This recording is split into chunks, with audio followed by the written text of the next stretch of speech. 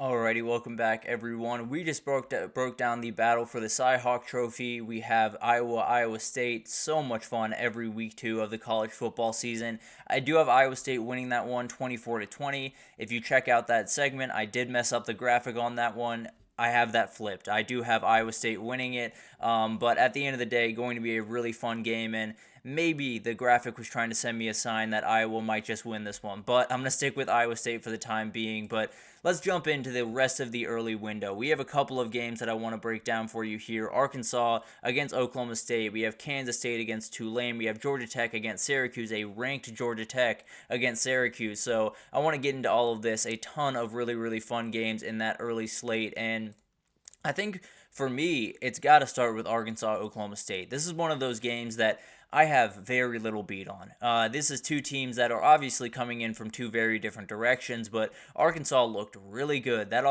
offense looked absolutely flying, and Talon Green looked like the quarterback that they very much wanted them to be. But at the end of the day, both these teams are going to run the ball. Ollie Gordon and Jaquindon Jackson, along with Talon Green, are going to be huge parts of this game, and definitely whoever can stop those groups of people the best, they're going to be the ones winning the game. You know, if Jaquindon Jackson ends with less yards than Ollie Gordon or less yards per carry, you feel pretty confident about Oklahoma State, and then vice versa the other way. So going to be really fun. A little bit of an under-the-radar game with Texas-Michigan on at the same time, and I understand that, but this one's going to be really fun. I wouldn't be surprised if we turned this one on late in the third quarter and we had a 7-4-point matchup. So cannot wait for this one, and a couple of players to watch here.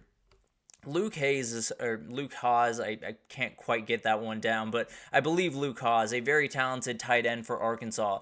This is a guy that I think is really important in this game for one very simple reason. He's somewhat of a linebacker neutralizer. And when you look at the linebackers on the other side of the field for Oklahoma State, they're downright incredible. Nick Martin is awesome. Colin Oliver, who plays a little bit more of an edge rushing role, but drops back into coverage from a time or two. It's going to be huge to keep those guys as far out of the game as possible. You're never going to stop them completely, I can promise you that. But at the end of the day, if you can get this guy over the middle of the field and then open up running lanes for Jaquindon Jackson, or open up passing lanes for some of the other talented wide receivers, hopefully Andrew Armstrong gets in on this game. It looks like he's kind of on the edge of questionable, maybe probable, but we'll see what happens. If he's on the field, it might totally change the complexion of this one. But Luke Hayes feels like a guy that I think might just be able to change this game in kind of a nuanced way, just taking Nick Martin just out of the box and making sure that he has to worry about something other than stopping this run game for Arkansas. Landon Jackson, the other guys I want to watch, he might be the most talented player on Arkansas, bar none. He had 6.5 sacks, 44 tackles a year ago, and did really, really incredible things. So this is your game breaker. This is the guy that Arkansas needs in this game, because there is a quarterback on the other side that has been known to give up the ball a time or two. And if you can get to him a couple of times and possibly force that big-time fumble, this game changes on a dime. I talked about how close I think this game is going to be. That means one defensive play could totally change everything, and Landon Jackson might just be the guy to make that play. Rashad Owens is outright incredible. 3 catches, 81 yards, a touchdown in week 1, almost 900 yards in 2023. He's the guy that gives Ollie Gordon space. He's the guy that you can spread the ball out, make sure that this defense for Arkansas has to be a little bit more spread out. And if that's the case, Ollie Gordon is just going to eat throughout this game. So got to get Rashad Owens going early, and then you might just be able to roll this run game to the finish. And then Nick Martin. This is one of my favorite players in all of college football. 10 tackles, 1 sack in week 1, 140 tackles in 2023, just outright ridiculous. This is an elite athlete. He does remarkable things at the linebacker position, and I can't imagine he's going to have any other job other than make sure Talon Green does not get loose. Make sure that guy with elite running ability is not the one that beats you. And then Jaquindon Jackson as well. So he has his hands full on Saturday, no doubt about that, but he's going to be running down Talon Green a ton, and if he can keep him in the pocket or at least keep him behind the line of scrimmage, they're going to feel really, really good about what they just did. So Nick Martin, if you have any counter to what Talon Green can do with his legs, it would be Nick Martin in the middle of that defense. An absolute beast, and someone that, one way or another, is going to have his fingerprints all over this game. But moving on to keys of the game, Arkansas, we just talked about it. Talon Green's legs have to be a huge part of this game. He has to be the game changer that lets them overcome some of the issues they have in physicality and experience and all of the different things that they don't have the edge in. those can be taken away with an athlete like this. He is so dynamic. He is such a difference maker that if he can get out and run and make 70, 100 yards in the run game, it's going to be really hard for Oklahoma State to really get a beat on this offense. And then for Oklahoma State, limit Alan Bowman's errors. Keep them as under wraps as you possibly can, because he was very clean a week ago. He was very, very good. No picks, no turnovers at all. But going into a game where you're playing an SEC opponent, there are some really good players. Dwight McGlothern is an awesome corner for this Arkansas team, and if you make that one big mistake, it could be the difference in this game. And then for both of them, dominating that line of scrimmage is going to be huge. Both these teams want to run the ball, and if they can win that line of scrimmage, then they're going to be able to run the ball and likely win this game. But as for my pick, I am going to go Oklahoma State to win this one 37-28. I do think it's going to be kind of a fun game. I think Arkansas is going to be able to get loose a couple of times, but at the end of the day, I do have Oklahoma State getting it done on their home turf. Moving on to Kansas State at Tulane. Kansas State favored by 10 points right now. It's been slowly rising just a little bit, over-under at 48.5, and this one's going to be really fun. Both these teams kind of do really interesting things in the offensive game, whether it's running the ball really creatively, getting multiple guys involved. It's going to be really fun to watch these offenses go to work. And then obviously Avery Johnson is the guy that you want to watch. He's the most talented guy on the field on Saturday and can do some really, really incredible things, but does struggle to throw the ball. So maybe Tulane can get a couple of openings here and there and make a big time play in this game and totally change it in a second. But Tulane does have a couple of power 4 level receivers in Mario Williams, in Keith Brown, that we'll talk about actually right now. He is the player that I want y'all to watch very, very closely. He is an absolute burner. He's one of those guys that he can change a game in a second, and you're going to need to do it probably a couple of times if you're Tulane to win this game, because this is a guy that can totally just take a top off a defense, and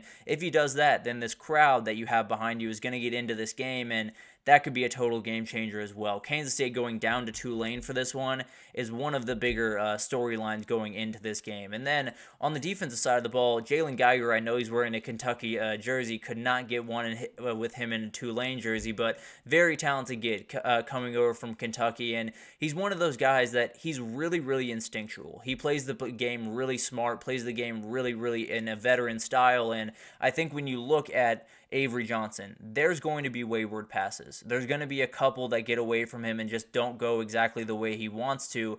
If he can make those plays, if Jalen Geiger can make those one big plays where he's tracking a ball and can make a pick, it's not necessarily the strength of his game, but a very talented player nonetheless. He could definitely make those plays, and especially has that veteran ability to kind of read the eyes of Avery Johnson and make that play a little bit earlier than some others would. So very much like this player, and I think he might just be the player on the defensive side of the ball that totally changes it for Tulane. And then Dylan Edwards. It's hard not to include this kid for Kansas State because last week, 5 carries, 43 yards, a touchdown, 2 catches, 19 yards, and a touchdown. The guy is incredible, and he is the absolute Swiss Army knife. So another game-breaking guy that you have on this in this group and in this game, which has a ton of them, to be totally honest with you. But at the end of the day, the group there is some group of 5 guys that just aren't going to be able to keep up with this kid. He's going to make a couple of them look goofy on Saturday, and maybe he breaks one for a touchdown. And then VJ Payne is someone I want to talk about, a very, very experienced safety for Kansas State. 4 tackles in week 1, 57 a year ago. This is a very complete player. He can play in the run game, does really well in coverage. I think he's someone that if you don't have all of your ducks in order, if you don't have that quarterback position exactly how you wanted to figure it out with Darian Mensah over there at Tulane, this is a guy that's going to make some plays. This is a guy that's going to cause some problems and maybe just make that one big play to seal the game for Kansas State. But the keys are almost the exact same as what you saw for Arkansas, Oklahoma State. Kansas State needs Avery Johnson's legs. They need to be able to get him out on the edge and show how dynamic this run game can be. It was really good a week ago. It can be even better on Saturday. They're just absolutely remarkable, and I think Avery Johnson might just be able to open this thing up a little bit more. For Tulane, give your guys space to work. You have really talented wide receivers on this team, whether you're talking about Mario Williams or Keith Brown or Shaz Preston, who I don't know if he's playing right now. He might be battling a little bit of an injury, but at the end of the day, very talented wide receivers over on that side. They have so many different guys that can make plays. Getting them space to make those plays is going to be huge. And then for both of them, who can make that big play, whether it's offense or defense? Who can make that play that totally takes one team out of it or gets them all the way back into it? So it's going to be really interesting to watch this one, but I do think it comes down to one play, but I also think that Kansas State stretches it out just a little bit. I think Kansas State has one huge play maybe early on, midway through the fourth quarter, and then gets a garbage time touchdown to make this one look a little bit better. But I do think this is going to be a really fun game, and Tulane is a team that, I have in my playoff, and I have no reason to not think that as of right now. Maybe this weekend will give me a reason to not think that or feel really confident in that pick. But moving forward here, we're going to keep it moving a little bit. Georgia Tech going to Syracuse is a very interesting game. This is a ranked Georgia Tech team that I have some questions of why they are ranked, but that's beside the point. Georgia Tech is -3 in the Carrier Dome. Syracuse coming off a great performance last week against Ohio, and Kyle McCord over 350 yards, 4 touchdowns, only one mistake late in that game, so feel very confident. And then on the Georgia Tech side, you could go 3-0 walking out of this game. You could be 2-0 in conference play, and then you're heading to a game against VMI. So hypothetically, you could be 4-0 heading into Louisville for a top 25 matchup in a couple of weeks if they can get this one done. So a huge matchup for Georgia Tech, no two ways about it. And the player to watch for me is Amari Harvey. This is a guy that I absolutely love. I could not be higher on this kid if I tried, because I think his ability is so incredible. It's so dynamic. He does so many things on that back and is a much better tackler this year than he was a year ago, but he can make plenty of plays on the ball. He's very, very good ball skills, and I think when you look at what Kyle McCord was able to do a week ago, very, very impressive. I think I would bait him into that again this weekend. I think I would dare him to beat us this upcoming weekend and then see what happens on that back end. See if you can make a couple of plays. Now, Kyle McCord is not one to make a lot of mistakes, especially throwing picks, but maybe you can get him from time to time, and I think this would likely be the guy to do it. And then I want to talk about Avery Boyd, kind of an under-the-radar guy for Georgia Tech with all the wide receivers and running backs they have at their disposal, but 5 catches, 41 yards, and a touchdown last weekend, was a very, very talented guy for Georgia Tech. And I think when you look at this team, they love to do the RPO game. They love to get the quarterback game going. They love all of that. If you can employ a tight end, a really confident tight end in that game plan, you're going to feel really good. You saw it with Brett Seether last year. He got injured going into this year, so Avery Boyd's going to have to pick up the slack, and I think when you have all of these talented wide receivers on the outside, having a tight end that can split the difference up the middle of the field is a total game changer, and I think Avery Boyd might just be that guy. On the Syracuse side of things, Fadil Diggs might be the best player on the football field on Saturday. He is a remarkable edge rusher that came over from Texas A&M, had 8 tackles, 2 sacks in week 1, had 4 sacks all of 2023, so he's making his way up. That is for sure a very talented player, and if you can blow up that RPO or Georgia Tech run game, especially with Haynes King, you're going to have a really nice day, and this would be the guy to do it for Syracuse. So him getting off the edge very quickly, dominating that left or right tackle is going to be huge for this game, and I think he's more than capable of doing it. I can almost promise you that. And then Zeed Haynes is someone that I really like. A transfer over from Georgia, had 4 catches for 70 yards in week 1, and he has game-breaking speed. He is a guy that if he can take the top off one time, get the Carrier Dome into this thing, then it might be hard for Georgia Tech to find their way back. This is not a team in Georgia Tech that is all that good at coming back from big-time deficits. So if you can get Zeed Haynes or a couple of these other big-time wide receivers out on the edge quickly and get a couple of big plays, maybe Georgia Tech's fate has been sealed early on in this game. Moving forward, the keys to the game: Syracuse, control Haynes King. If you can keep Haynes King in that pocket, if you can make sure that he is standing still and not getting out on the edge and not making his legs a factor in this game, you feel really confident about where you sit. I can promise you that. And then for Georgia Tech, bait Kyle McCord. He's really confident coming off last week, but that doesn't mean a mistake cannot come. They are rare with him. He's very, very good at taking care of the football, but there are moments to be taken. And if they can take one of those moments on the defensive side of the ball, they're in really good shape, and that's the big-time key for both these teams.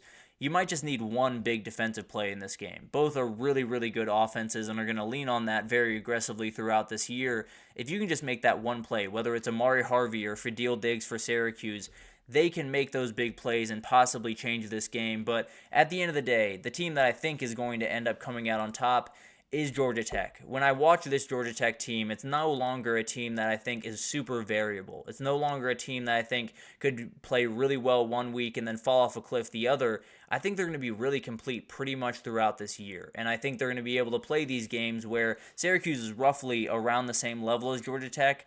I think they're going to be able to outcoach them, and I think they're going to be able to make those big-time plays that they were able to make against Florida State down the stretch. So I expect Georgia Tech to go up to Syracuse, get that win, go to 2-0 in ACC play, and be sitting in a really good spot as they head into what is a terrifying back end of their schedule. So a lot going into this upcoming week. The early slate, that noon slate, is really, really fun, so wanted to break those down real quick. But now I want to get into all of the upsets that did not happen this past week and where they could possibly happen this upcoming week. So we'll break that down right after this, so stick with us.